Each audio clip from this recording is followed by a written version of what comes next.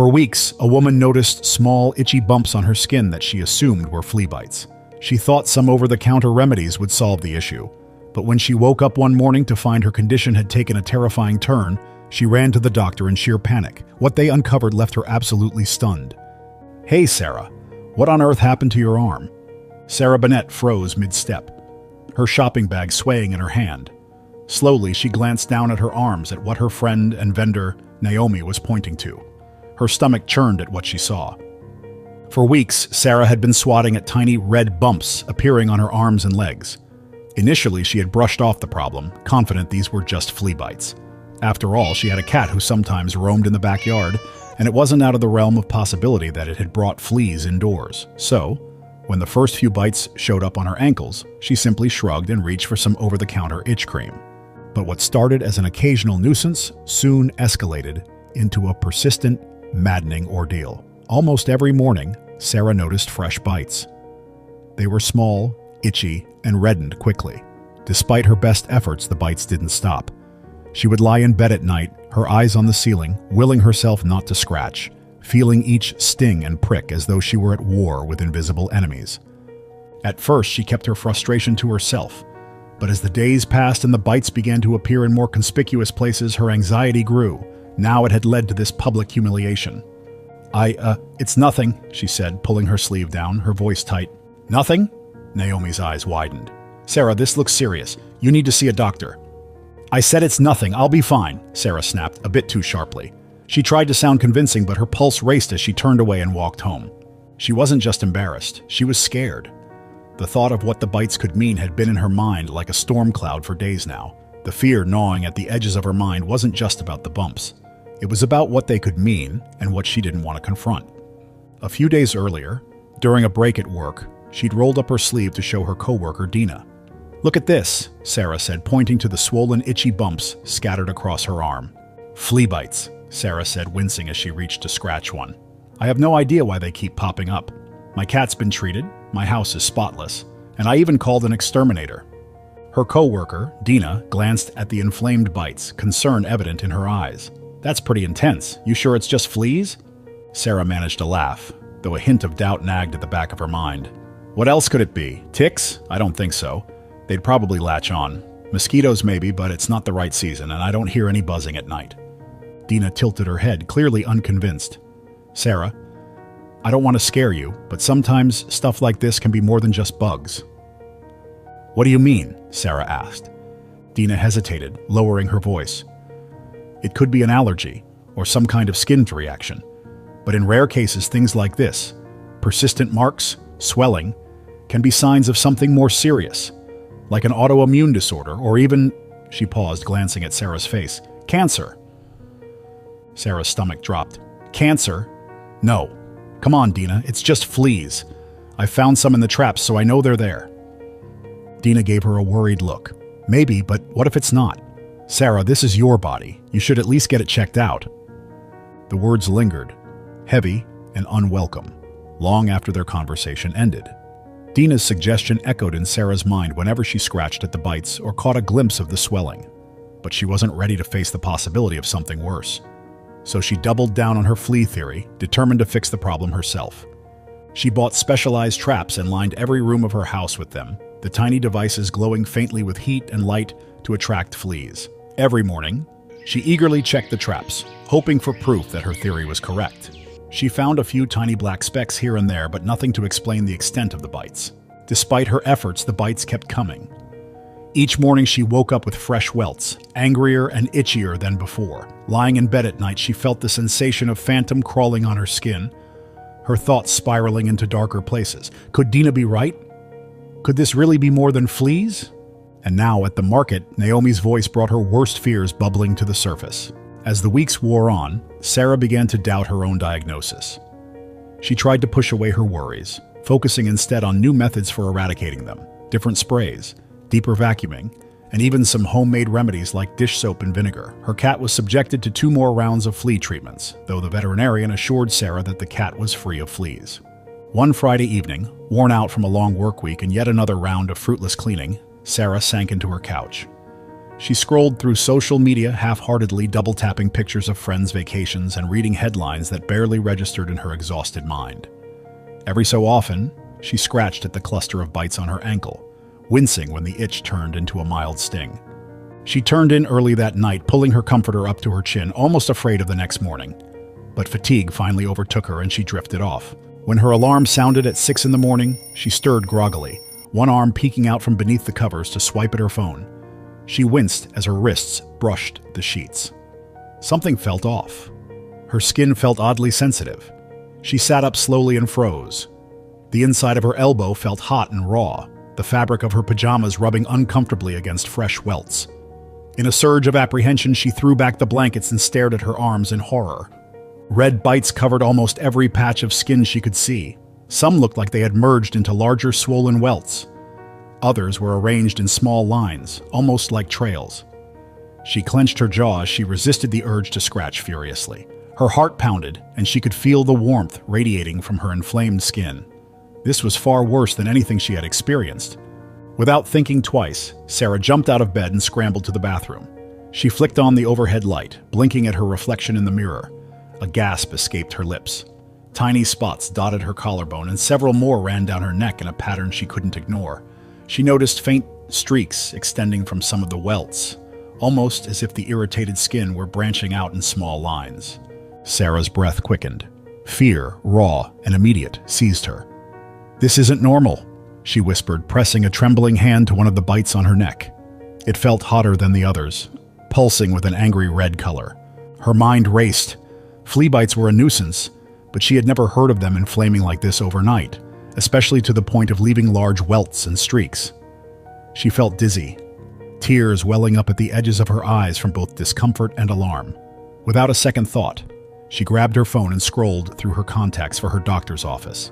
They wouldn't be open this early on a Saturday, but maybe she could catch an after-hour service or speak to an on-call physician. Whatever it was, she was determined to find out today. As it turned out, the practice had a weekend urgent care clinic open for a few hours. Sarah didn't even bother changing out of her pajamas. She threw on a sweatshirt, grabbed her keys, and hurried out the door. The crisp morning air bit at her exposed skin, and the fabric of her clothes only aggravated the bites further.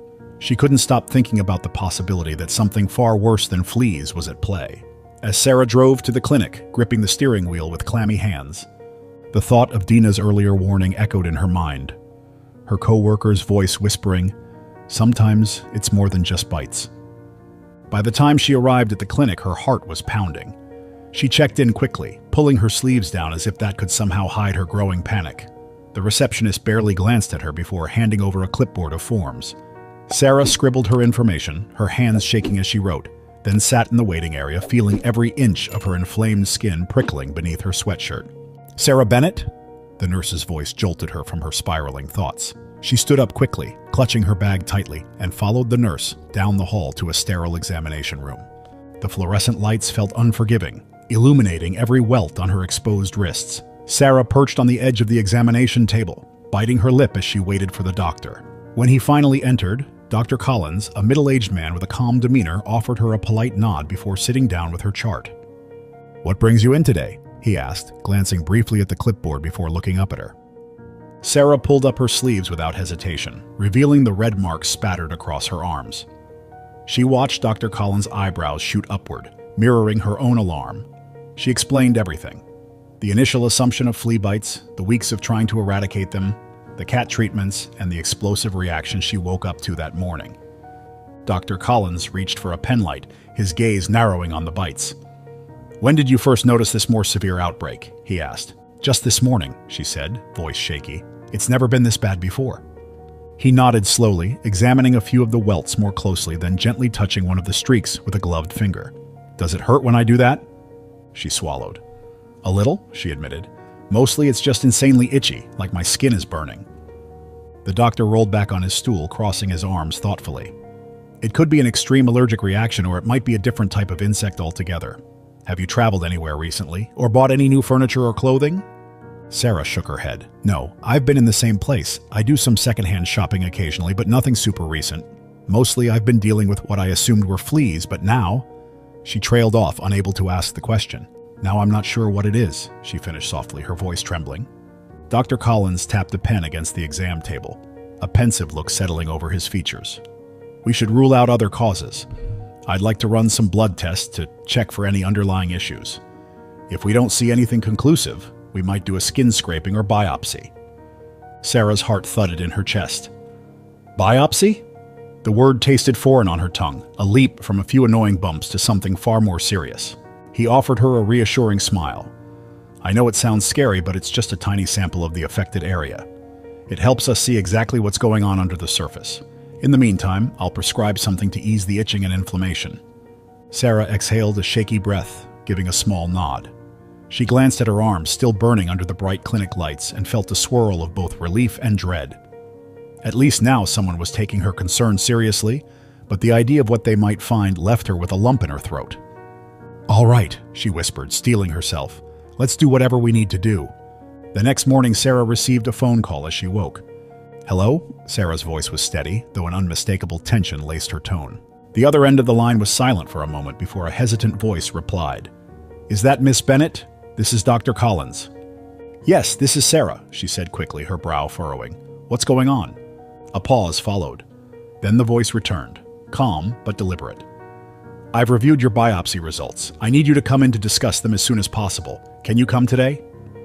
Sarah's stomach tightened. She pressed the phone closer to her ear, her grip on it tightening. Is something wrong?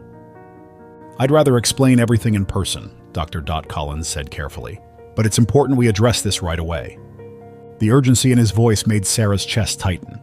She agreed to come in immediately, ending the call with trembling hands. As she sat on the edge of her bed, her mind churned with possibilities. The worst-case scenarios she'd been trying to push away came roaring back. What could they have found? At the clinic, Sarah sat in the sterile waiting room, her leg bouncing nervously. The antiseptic smell of the office mixed with the soft hum of air conditioning, doing little to ease her nerves. Each passing minute felt like an eternity until Dr. Collins finally opened the door and called her back. Thank you for coming in on short notice, he began. I've gone through your results, and I want to start by saying this is serious but manageable. It's not what we initially suspected. Sarah's heart was pounding in her ears. What did you find? Dr. Collins opened the folder, revealing the biopsy report. Your symptoms appear to be caused by a genetic condition called neurofibromatosis. It manifests in the form of multiple benign tumors called neurofibromas on or just under the skin. These lumps can start... Sarah felt the air rush out of her lungs. Neuro what? What do you mean tumors? She interrupted. Her mind raced, hardly able to grasp the word genetic. He nodded sympathetically. Neurofibromatosis can be inherited, but it can also result from a spontaneous gene mutation. The lumps you're seeing are essentially growths on nerve tissue. They often present as small, sometimes itchy bumps that can grow over time. Sarah blinked, swallowing down a surge of panic. But I thought they were flea bites. How could I not have known? Dr. Collins offered a kind look. It's not unusual to misinterpret them, especially if they itch. Sometimes people believe they're insect bites or even rashes. The good news is many cases of neurofibromatosis are relatively mild, though we do need to monitor you. Some patients only have a few bumps, but others have more extensive growth. Sarah was speechless, her mind flicking back through weeks of frustration and fear. She'd blamed everything. Her cat, the fleas, her home, never suspecting her own genetics. Dr. Collins leaned forward, hands folded. We'll run some additional tests to determine which type of neurofibromatosis you have, but typically it's type 1 when presenting on the skin like this. Treatment can involve surgical removal of problematic bumps or medication to manage pain and itching. We'll also keep an eye on whether any lumps are pressing on vital nerves. Sarah exhaled shakily. Is it life-threatening? He shook his head gently. In many cases, no. It depends on how the growths develop. But we do need to monitor them, especially if they appear in places that could affect your nerves or organs. I'll refer you to a specialist who can guide you further. The most important thing is that we've identified it so we can act accordingly. Relief mingled with shock. At least this was a diagnosis, a step toward some control. Still, the word tumor echoed in her mind, making her stomach twist. After leaving the clinic, Sarah felt like she was in a daze. The relief of having an explanation for her bumps warred with the dread of living with a genetic condition she barely understood, but at least now she had a path forward.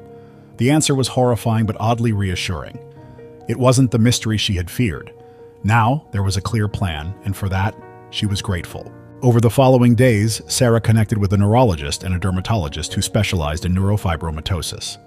She learned more about how to monitor her skin, schedule regular checkups, and manage any future growth. Surgery could remove certain lumps if they became painful or grew too large. Medications could help ease the itching. The condition was manageable, and she wasn't alone. She discovered there were entire communities and support groups for people with neurofibromatosis. In the weeks that followed, Sarah's sense of panic lessened. Though the bumps remained, no longer was she plagued by the unknown. She had answers. She had a plan. And for the first time in ages, she slept through the night without waking in terror. What would you do if you woke up one morning covered in what you thought were flea bites, only to discover a far more unsettling cause? Share your experiences or thoughts in the comments below.